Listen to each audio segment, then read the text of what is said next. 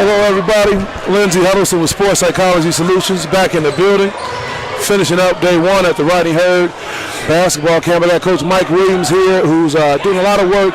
I would have to say, Coach, you're winning championships, you're doing great, but it's behind the scenes because it's the middle schoolers, and you kind of setting up all these programs to have success. So let's talk about what you've been doing as a middle school basketball coach, and so people can know what work you're doing and what they can expect from you going forward. Well, first off, I've been coaching like 15 years, all in like around the Detroit area. Started off like with the EBL and moved on to PAL. Currently, I'm at Ludington Middle School and also at Lincoln King Middle School. This is my first year there. You got two programs going on at one time? Yes, two middle school programs. How does that work? Basically, I'm living in the gym. Right. Yeah, trying to prepare these girls for the next level. Right, and then speaking of that, let me fix it. Speaking of that, you're dealing with girls. So, how unique is it coaching girls compared to coaching young men?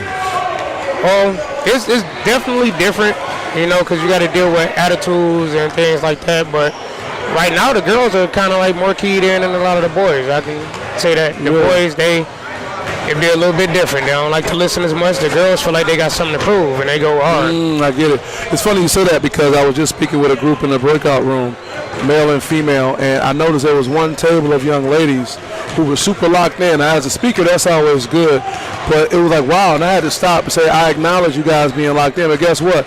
That was an undefeated King basketball team, unbeknownst to me. Now, do you have some young ladies who's transitioned over to that program? Yeah, like with my day youth program that I'm part of, Michigan Crossover, one girl, Desiree Williams, she's over there. I had girls before, like Erica that came from my program. Like she's at Henry Ford College now. Okay, great. But pretty much it's a girl in almost every school that came out of the Bulldogs program. That's amazing. So you're really setting things up. So what's something that parents of teenage girls need to know that can better help them in their transition to come into a great coach like you and setting themselves up to be successful with where they go next after middle school? One of the key things is basketball. So it's not she a girl, so she need to be doing ballet and all that. No, it's basketball. It's a game. If she's good at the game, let her play the game. Let her play. I mean, my main goal is to basically get them to college. After that, then they're on their own. Excuse me. So you find some people kind of fighting or challenging you with letting the young ladies fully get into basketball compared to saying you need to be playing other sports or doing other things? Yes. Every year I have at least one or two. They don't see the same things that I see in some of these girls. So you see the potential based on you having that basketball experience, but they sound like they're dealing with more of a social issue with the girl playing the sport. Yes, that's the biggest thing. Really? One of the biggest things. So how do you go about really trying to address that? I know you talked about telling them it's just basketball, but what's a long-term way you try to address that?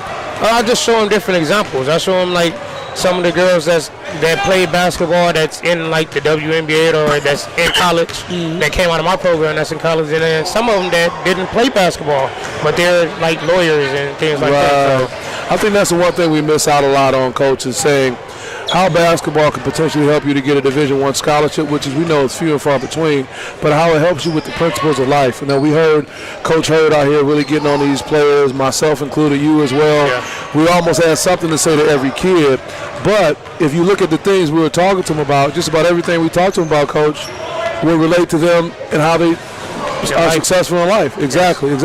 So what can the faithful at your programs expect as we roll into 2019 and kind of get into this latter part of the season? What can they expect from your programs? We're going to keep growing, but it's pretty much the same thing. I expect excellence out of my kids academically and athletically. I don't play around when it comes to the drama at home. You want to not clean your room or your mom and dad problems. Like, I don't deal with that.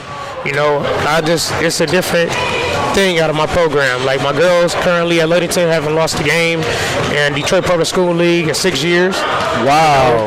They haven't lost a game. They won a championship every year. And I'm expecting that to keep on as long as I'm there.